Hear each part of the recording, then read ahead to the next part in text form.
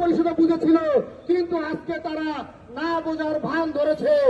আমরা শুধুমাত্র এই উপদেষ্টা পরিষদকে নয়, এই আওয়ামী লীগ পুনর্বাসনের সাথে যারাই জড়িত, আমরা প্রত্যেককে হুঁশিয়ার করে দিতে চাই, যেই হাত এই আওয়ামী লীগ পুনর্বাসনের জন্য কাজ করবে সেই হাত ভেঙে দেওয়া হবে। যেই চোখ আওয়ামী লীগ পুনর্বাসনের জন্য কাজ করবে সেই চোখ উপড়ে ফেলা হবে।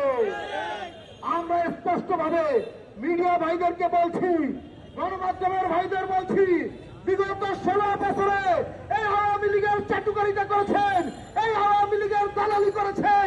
আওয়ামী লীগকে পুনর্বাসন করতে কোন মিডিয়া যদি দালালি করে, চাটুকারিতা করে, সেই মিডিয়া বন্ধ করে দেওয়া হবে।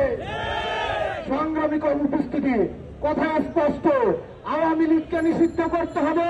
যেমনি ভাবে গণহত্যার দায়ে ইটালিতে, যেমনি ভাবে গণহত্যার দায়ে বিশ্বের বিভিন্ন দেশে, জার্মানিতে গণহত্যার দায়ে নৎসি বাহিনীকে যেমনি ভাবে নিষিদ্ধ করা হয়েছিল, আওয়ামী লীগকে তেমনি ভাবে নিষিদ্ধ করতে হবে।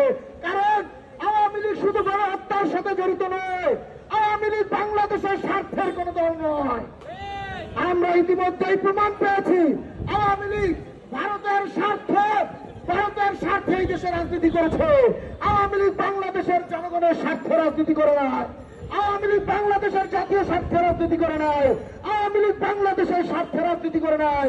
আওয়ামী লীগ রাজনীতি করেছে ভারতের স্বার্থে। আওয়ামী লীগ রাজনীতি করেছে আদানির স্বার্থে। আওয়ামী লীগ রাজনীতি করেছে ভারতের জাতীয় স্বার্থে, আমাদের স্বার্থে রাজনীতি করে নাই। কাজেই দুইটা ইস্যু, একটা হচ্ছে তারা গণহত্যাকারী দল। এই জুলাই বিপ্লবে তারা 2000 নেতা, ছাত্র, শ্রমিক জনতাকে গুলি করে হত্যা করেছে। এই জুলাই আগস্টে 2000 ছাত্র, শ্রমিক জনতাকে হত্যার দায়ে অবশ্যই আওয়ামী লীগকে নিষিদ্ধ করতে হবে।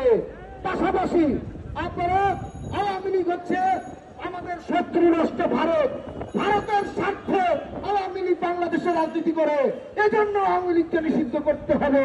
অর্থাৎ আওয়ামী লীগের এই দেশে রাজনীতি করতে হলে আওয়ামী লীগ সেটা তারা ভিন্ন নামে আসতে পারে, আওয়ামী লীগ নামে এই দেশে রাজনীতি করার আর কোন সুযোগ নাই। সবাইকে ধন্যবাদ। আসসালামু আলাইকুম রহমতুল্লাহ।